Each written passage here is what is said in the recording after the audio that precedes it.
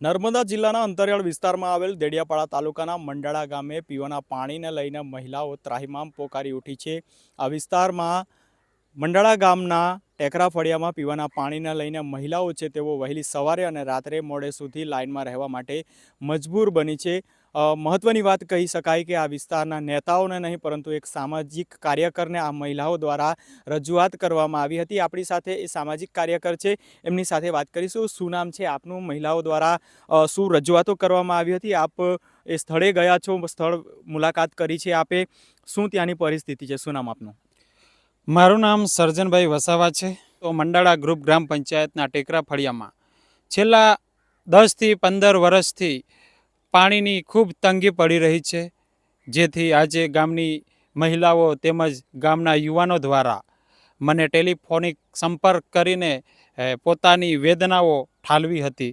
જે બાદ હું એ ફળિયાની મુલાકાતે ગયો।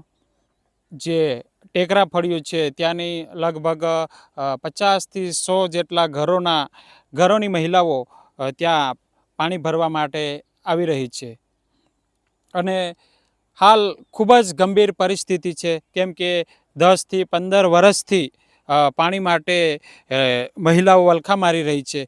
તો સ્થાનિક ચૂંટાયેલા પ્રતિનિધિઓને હું પૂછવા માગું છું કે તમે શું કરી રહ્યા છો? ગામની મહિલાઓ દ્વારા એ પણ આક્ષેપ કરવામાં આવ્યા છે કે આ જે તે ચૂંટાયેલા પ્રતિનિધિઓ, જે સરપંચ હોય કે પ્રમુખ હોય કે સભ્યો હોય, તમામને આ લોકોએ રજૂઆત કરી છે, એ મૌખિક જાણ પણ કરી છે, કોઈને ટેલિફોનિક સંપર્ક પણ કર્યો છે, છતાં પણ કોઈ પણ ચૂંટાયેલો પ્રતિનિધિ ત્યાં જઈને હાજર કે ઉપસ્થિત રહ્યો નથી। લોકોની સમસ્યાને જાણવાનો પ્રયાસ કર્યો નથી કે એની સમસ્યાનો ઉકેલ લાવવાનો પ્રયાસ કર્યો નથી, જેથી ગામની મહિલાઓ કે યુવાનોએ અમારો સંપર્ક કરવો પડ્યો।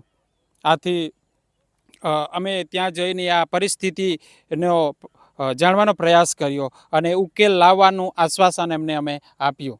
ચૂંટણી સમયે જે વાયદાઓ કરવામાં આવતા હોય છે, જે વચનો આપવામાં આવતા હોય છે, આ તમામ વચનો છે તે નિભાવવામાં આ વિસ્તારના નેતાઓ લગભગ નિષ્ફળ રહ્યા હોય તે પ્રકારના દ્રશ્યો અહીંયા ચોક્કસપણે જોવા મળી રહ્યા છે।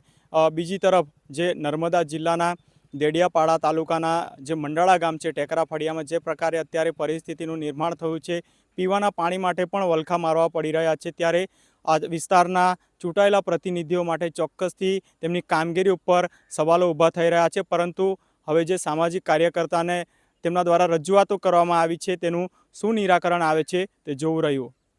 કેમેરામેન જયદીપ સાથે સ્વાભિમાન મીડિયા, નલિન ચૌધરી, દેડિયાપાડા, નર્મદા।